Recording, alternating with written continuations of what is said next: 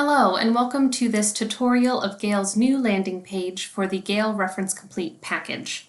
Because Gale Reference Complete is a bundle of resources, this landing page will be a useful hub for academics and students to locate specific resources as well as cross-search many at one time. At the top of the landing page is a very brief bullet point list that describes the types of resources in the package. A full description is available from the About icon.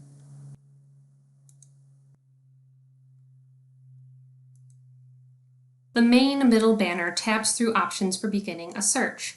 General research includes all the journals and periodicals in Academic OneFile and General OneFile, newspapers in Gale OneFile News, as well as 1900 Gale published reference books on the Gale eBooks platform. These resources cover arts and humanities as well as business and science content. Primary sources includes Archives Unbound, which is a collection of 300 specialized archives with unique types of content ranging from government documents and organization reports to personal letters and grassroots pamphlets. You can search either on the Archives Unbound native platform or in the Gale Primary Sources platform. If you choose Gale Primary Sources, any other Gale archives you may have will also be included in the cross-search. Literature includes 6 resources, which covers biographies, literary criticisms, peer-reviewed journals, primary works, and overviews. There is also an A to Z list of all the Gale Reference Complete resources on the All Databases tab. You can choose to search on the individual product platforms from these links, or you can go to the cross-searching page. There are 3 cross-search options organized by content type to make your search most efficient and relevant. Let's test out general research with the keyword climate change. It will open in a new tab, so you will always have the hub as a home page available, and it will take you straight to the search results. You can begin limiting from here with a variety of options. There are the content types along the top header. You can also limit further with the sidebar options on the right, from publication date to adding a secondary keyword with search within. You can also tick the full text documents box if you want to limit only by the articles that you can read in full. Or you can start the Topic Finder feature, which takes your initial keyword and puts it in a visual format along with suggesting related keywords. And then when you select one of these options, it will bring up a short list of relevant articles to the right-hand side. Let's go into one of these articles. Clicking on the title, the article will come up in HTML format, and you have a variety of ways of interacting with the content. You'll note important citation information straight away at the top with hyperlinks for both the authors and the publication title. You'll also see a few different highlights in the text itself. Your original keyword will be written in red so that you can focus in right on the most relevant content straight away. And you'll also see that there are blue hyperlinks which will, when clicked upon, link to related articles based on that secondary keyword. You'll also be able to use the accessibility features such as translate into over 35 different languages, adjust the font size, or listen. Climate change mitigation and adaptation. The text is highlighted in green as it is read out loud. You can do this in the platform itself or download it as an MP3 right here. You can save this article in a variety of ways, including Google Drive or Microsoft OneDrive, emailing it to yourself, or downloading it as an MP3. You can also highlight and take notes right in the text by clicking and dragging. A pop-up box will come up so that you can select a color and add a note.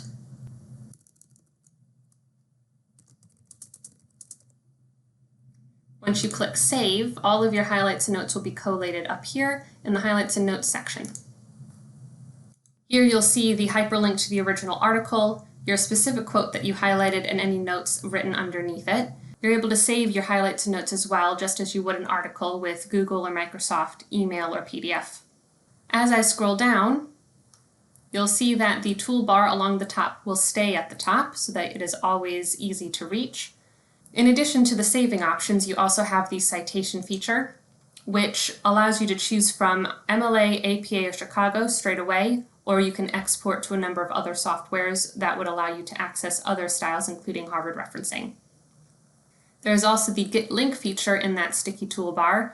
This creates a static link that you can copy and paste anywhere and share. Lastly, there is also the Explore panel as we scroll back up to the top. This will suggest related articles that are based on your original keyword search as well. Going back to the landing page, the literature cross-search functions very similarly to the general research. Let's try James Joyce as an example. Again, you are brought to the search results page and you have the content types listed above, this time just tailored for literature research. Similarly, you have a selection of filter options along the right sidebar, again customized for literature research in particular, so you have more specific types of limiters like subjects, author, name of work, etc. There are a few specific literature options in the sticky toolbar. You have the What's Inside option, which will list all of the individual products. You can also search by person or work, which are unique to literature. If you're looking for a specific author or a certain book, you're able to focus in a more advanced search that way. Lastly, the literature platform also has an additional tool called term frequency. Term frequency allows you to plot keywords against a date range. Let's try James Joyce and Ireland. You'll see here all of the number of times that those two words appear in documents within Gale literature, and you're able to investigate those documents by clicking on the little modules in each year. So for example, in 1977, James Joyce is mentioned in 51 documents. When you click on one of those, it takes you straight to the search results for that particular year.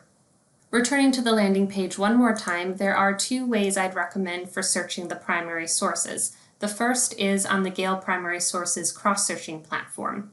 Let's try this out with the keyword Germany.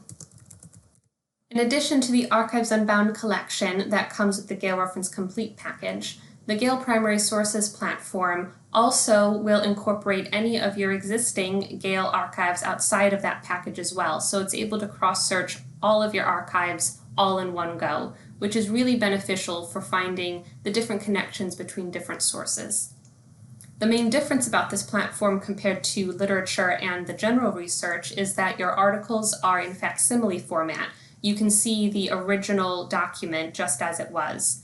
And for that reason, you've got a few different content limiters as well. So along the top, you've got your monographs, manuscripts, and newspapers, and the right sidebar is largely limiting by dates, languages, source library, different databases. You still have your topic finder and term frequency options here for you as well, along with the same sticky toolbar at the top.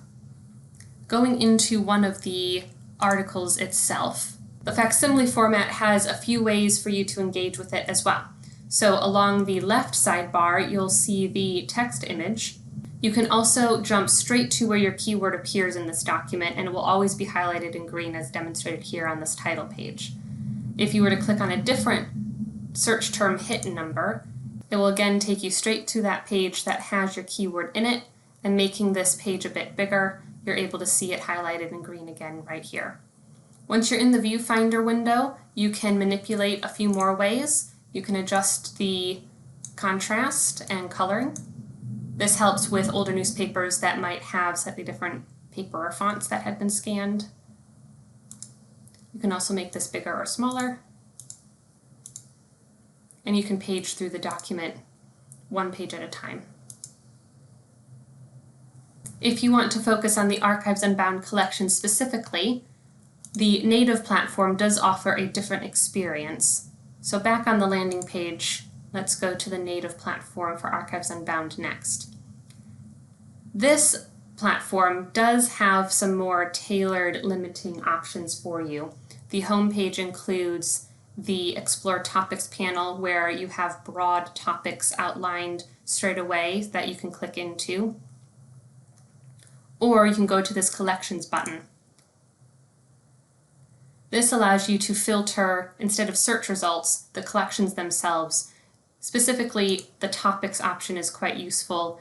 You can limit by a very specific theme if you are looking for something a bit more niche. Then once you have found something that you do think would be relevant, you can click in on that collection itself, and it will give you an overview of everything in that particular archive. And you'll see this summary page with the overview description. It's quite in-depth. You'll see the sort of stats and figures along the right-hand side.